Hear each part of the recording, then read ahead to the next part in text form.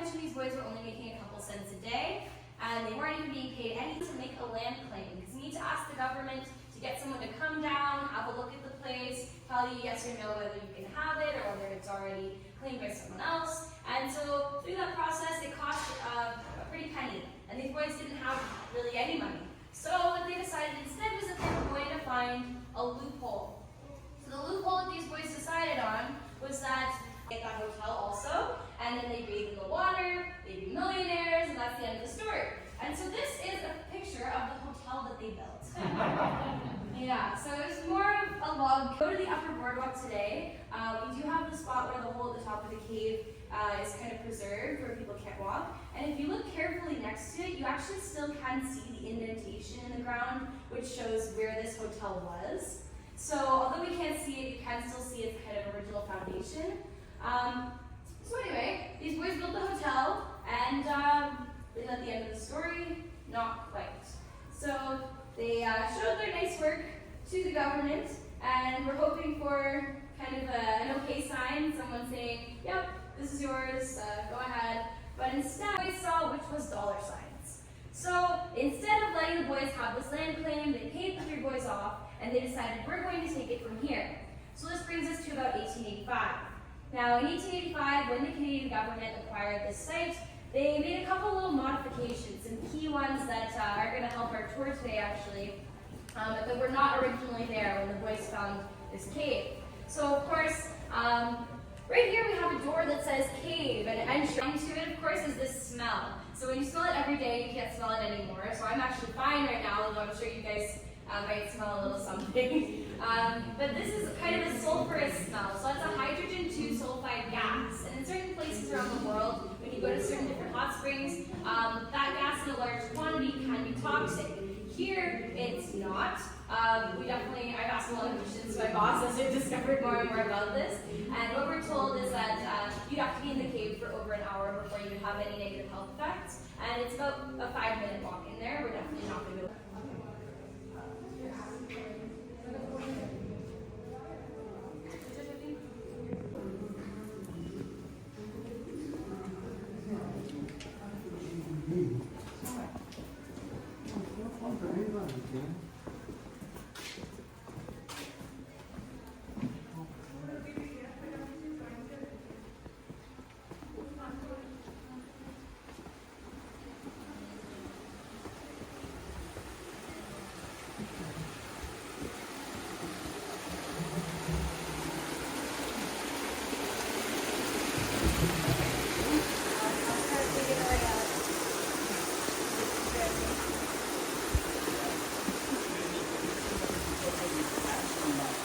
Oh, yes, you can.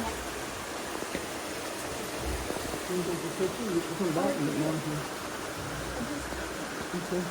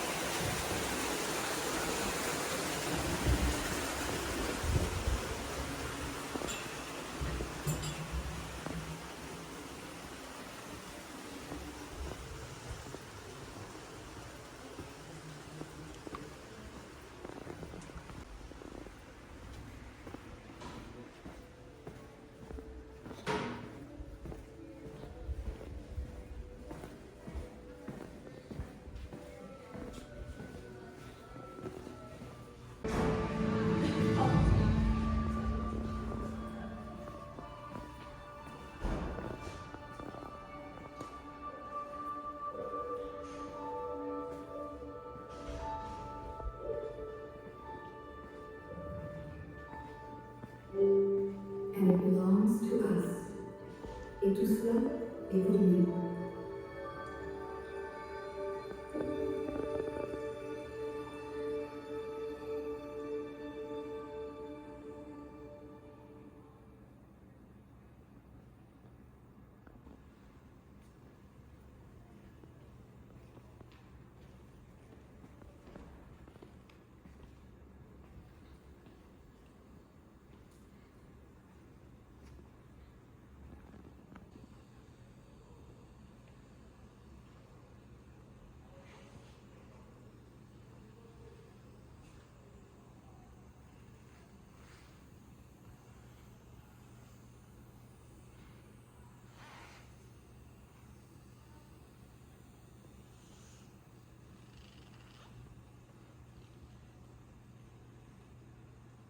This mountain, but the cave and basin are only connected this way, not through this way.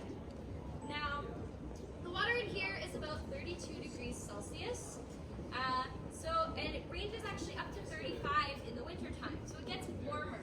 Now, the reason for that is actually because in the winter time, so all that ice, all that snow, it's frozen in place. Then in the spring and in the summer, when it starts to warm up, that starts to melt. It trickles down the mountain and it seeps into the basin and cools it off. And so even though you think in the really, really cold winter months here that this might freeze over or be affected some way, it's honestly the opposite, and it does end up getting warmer, which is really, really interesting to think about. Now, of course, this was one of our bathing pools as well back in the day. So as I mentioned, people used to swim here. It wasn't just in that man-made pool, but also in the basin. So this is a photo of people bathing here in the basin, and it did change shapes a couple different times. So even this year, you can see it's much closer to the building behind you. This is not down a lot more now. So with this pool, what they wanted to do, they wanted to kind of highlight that mineral content. As I mentioned, those minerals are really good for your health, really good for your skin, and so of course that's how they wanted to market it, was this amazing pool that you could come relax in, bathe in, heal everything. That was kind of, they wanted it to be this therapeutic spa experience sort of. So on top of that, to not take away from that mineral content, what they wanted to do was leave the water completely natural. So of course, there wasn't algae floating in the pool as there is today. It looked like a regular swimming pool. They cleaned it, but they didn't put chlorine in it. They didn't want to take away from that mineral quality in the water. They wanted it to be natural.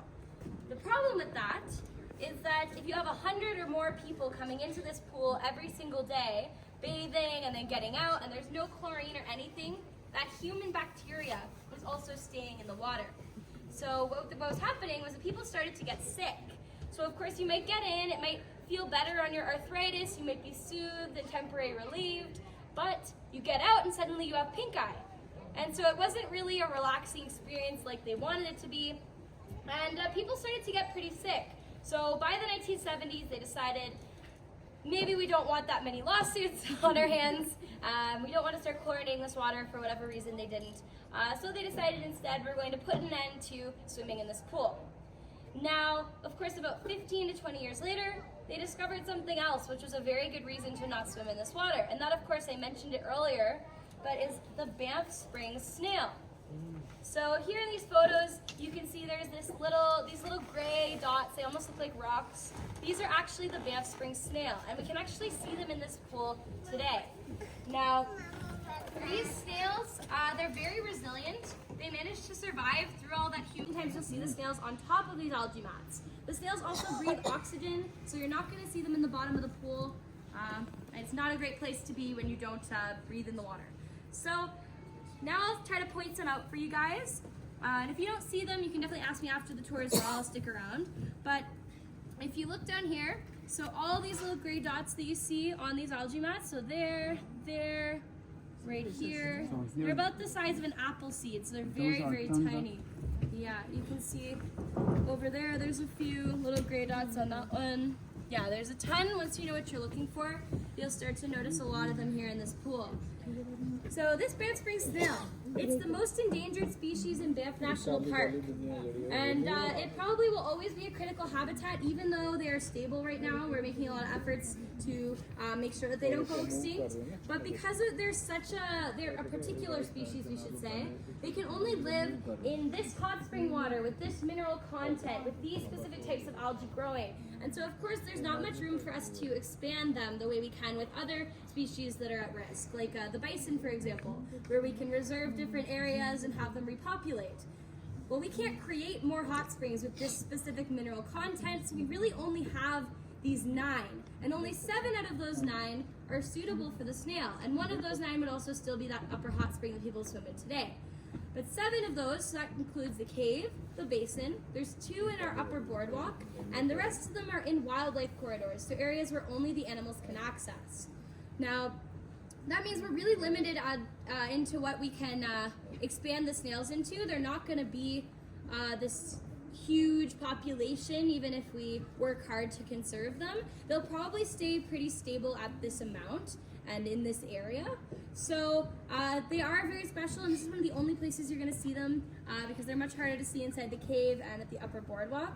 And I always tell people on my tours, this is your guaranteed wildlife sighting for your trip to Banff. So you don't want to miss this, because I can't guarantee that you'll run into a moose or an elk or a bear, but you'll definitely see these snails in this pool because of our conservation efforts. Now, the very last thing I'm going to talk about on this tour before we conclude, so of course I mentioned these snails, we can't touch the water, it's illegal. But on the Cave and Basics tour, we have a very special permission where I'm able to go get a metal bucket, dip it into the non-snail side of the basin, and you guys are actually going to be able to touch this hot spring water today. But the one thing I always tell people is just to make sure that you dip both hands, because you don't want to have one hand waking up in 10 years and seeing that one all wrinkly and old because it didn't touch the basin water with the other one. And of course, we don't pour this water back into the basin afterwards. That would kind of defeat the purpose of even taking it out. What we do is we're going to go water the plants over there at a safe distance from the basin so that nothing is harmed.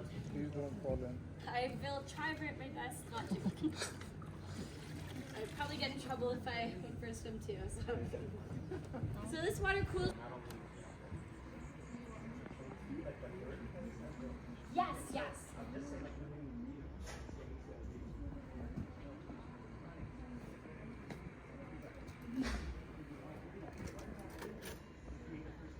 So of course with those 3 boys and that painting that I touched on, so they're actually kind of the beginning of the national park in some ways, because they gave the government this idea about this land preserve that would attract all these people, and the government started to see from that, like, oh, it's actually kind of worth something to preserve the natural areas instead of just building on them. And then through that they kind of preserved a larger area, which was so funny. But yeah, they came on my tour and they liked it. So that one, pushing around, kind of, it's like a better point of basin and stuff. And then once you get over there, it shows that original, and then next to it, which did you guys see?